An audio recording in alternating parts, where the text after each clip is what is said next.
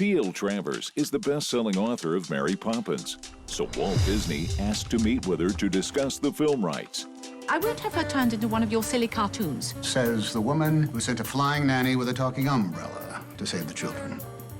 But Travers struggles with the creative control of her creation in Saving Mr. Banks. Hi, I'm Scott. I'm Leah.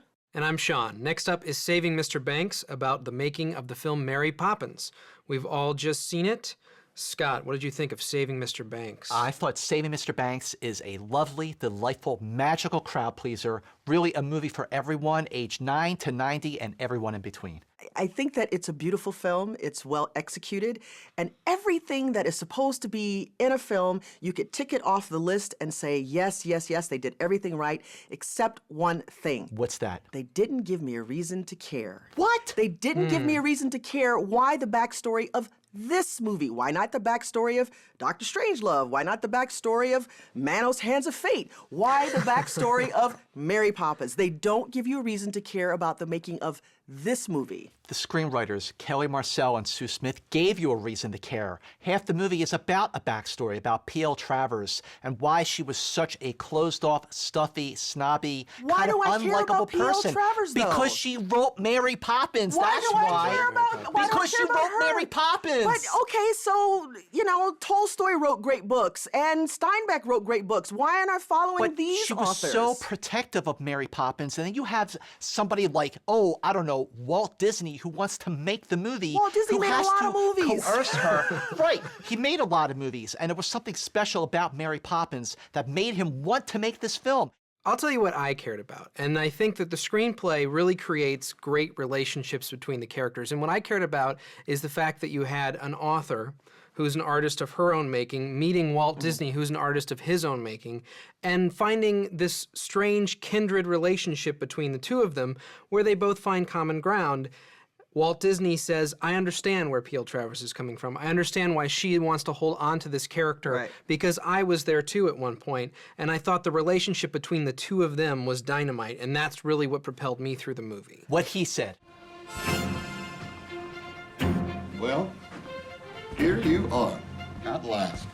Oh, my dear gal, you can't imagine how excited I am to finally meet you.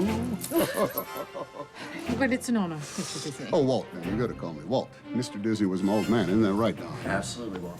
What's great about Tom Hanks as Walt Disney is that he makes Walt Disney obviously a likable character, obviously very charming and hard to resist, but he is also, in this film, he is a businessman trying to make a movie, and that's what makes it grounded. Tom Hanks' performance in this actually made me want to see a different movie about the story of Walt Disney starring Tom Hanks, which could be a lot of fun.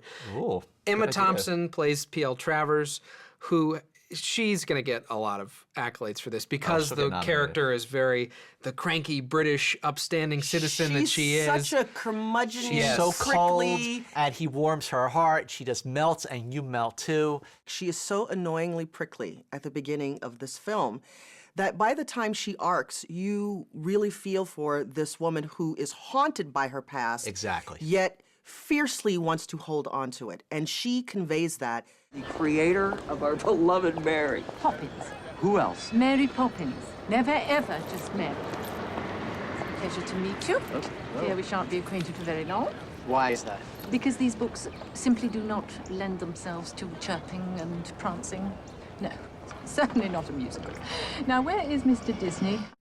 This is a more complex movie for John Lee Hancock because it's kind of like The Godfather Part 2. It's more ambitious. You have the current story that takes place in the early 60s about the making of Mary Poppins, and then you have the backstory about why is P.L. Travers so uptight and difficult and fighting Disney and his filmmaking team every step of the way to make what is bound to be a classic. Unlike The Godfather Part 2, though, that in building the parallel stories is that there is a convergence of the parallel stories in Godfather 2.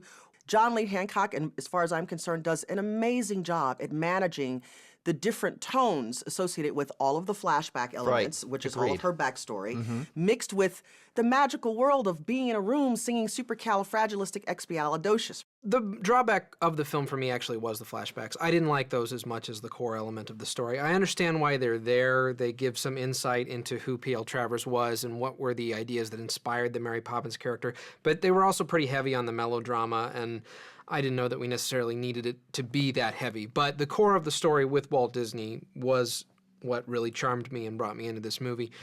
Saving Mr. Banks is a movie for the ages and a movie for all ages. It's a newly minted American classic, one of the year's best movies. See it. Saving Mr. Banks will make for a supercalifragilisticexpialidocious Saturday afternoon on the sofa with the family. I say stream it.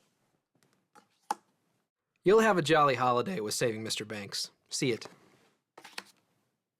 Our votes add up to 2.5 tickets, which is a see it for Saving Mr. Banks. Cheers. Cheers. Let's go fly a kite. After I have a couple of spoonfuls of sugar.